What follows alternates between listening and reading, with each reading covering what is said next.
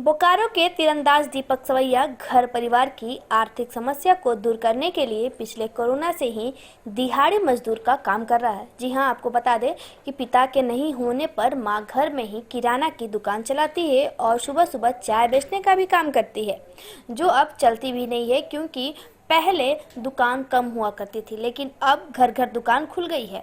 वहीं दीपक की मां पिंकी सवैया का कहना है कि अपने बेटे को तीरंदाजी के क्षेत्र में देश और प्रदेश का नाम ऊंचा करने का सपना देख रही थी, लेकिन परिस्थितियां ऐसी हो गई कि बेटा अब मजदूरी करके घर चला रहा है।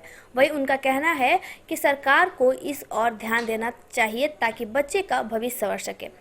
वहीं तीरंदाज दीपक सवैया ने बताया कि उसने तीरंदाजी के क्षेत्र में कई मुकाम हासिल किया है, लेकिन वर्तमान समय में स्थिति यह है कि उसे दिहाड़ी मजदूर का काम करना पड़ रहा है क्योंकि पेट चलाना और घर चलाना काफी जरूरी है। वहीं दीपक बताता है कि उसे वर्तमान सरकार की ओर से कोई मदद नहीं मिली। पूर्व की रघुवर सरकार के द्वारा किट जरूर उपलब्ध कराया गया था, लेकिन वो भी काफी निम्न स्तर का है और इस्तेमाल लायक भी नहीं है क्योंकि तीरंदाजी में अगर किट सही नहीं हो तो निशाना साधना मुश्किल होता है।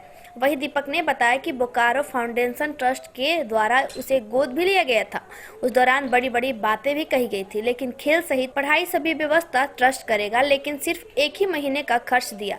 बताते चले कि बोकारो फाउंडेशन ट्रस्ट बोकारो के भाजपा विधायक बिरंची नारायण की पत्नी नीना नारायण की है, जो खुद अध्यक्ष भी है। उसके बाद आज तक कोई पूछने भी नहीं आया। वही दीपक का कहना है कि वो राज्य और देश का नाम तीरंदाजी के क्षेत्र में रोशन करना चाहता है।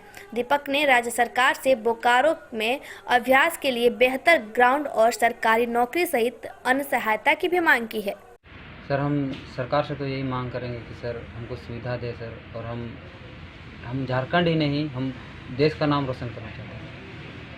मेरा वो सपना है कि हम भी एक अपने देश के लिए किसी दिन खेलें और देश के लिए मेडल जीतें।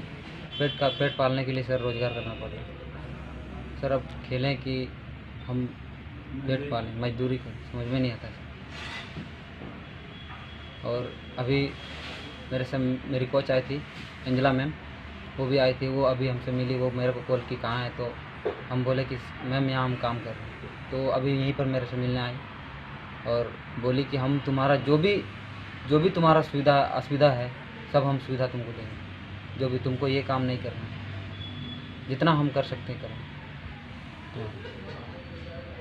वो कि जितना भी जो भी तुम्हारा कमी है, हम तुम्हारा सब कमी पूरा करें अभी सर। और यहाँ हमारे पास प्रैक्टिस करने के लिए अभी बोकारो में ग्राउंड नहीं है, अपना ग्राउंड नहीं है सर।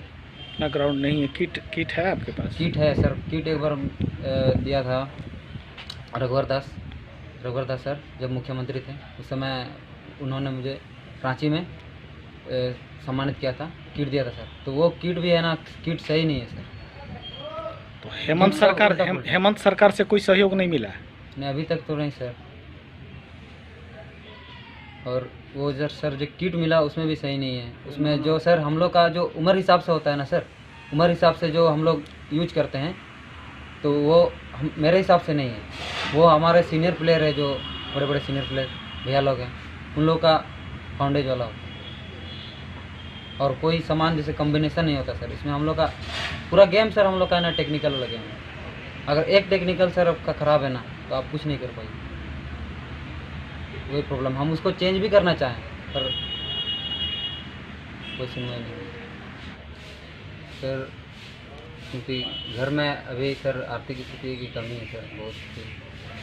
पहले था कि घर में अभी दुकान है, मम्मी छोटा सा होटल चलाती है, सुबह चाय बेचती है, और जो भी है छोटा मोटा बिस्किट वगैरह मिलता है वो सब वगैरह चलाती है। तो अभी जब से सर लॉकडाउन हुआ पिछले साल मार्च से सर, फिर 1-1.5 साल हो गया सर, तब से तो लॉकडाउन में सर दुकान सर उतना चलने नहीं लगा, क्योंकि सर सब कुछ बंद ही था।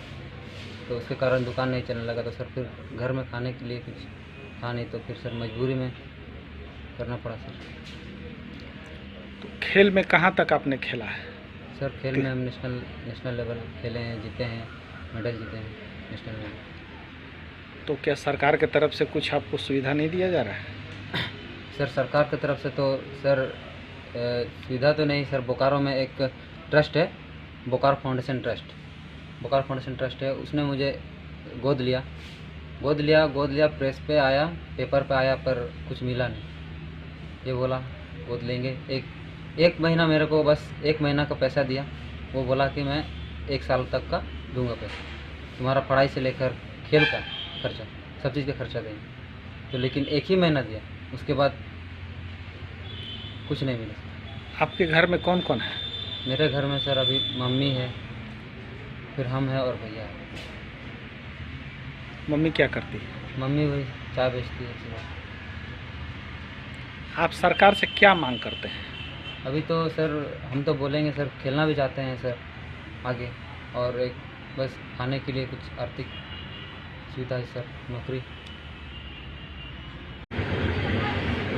क्या कहेंगे, उसके लिए तो बहुत ही सोचे हैं कि उसको आगे तक ले जाने के लिए घर का स्थिति के कारण अभी वो काम पे जा रहे हैं।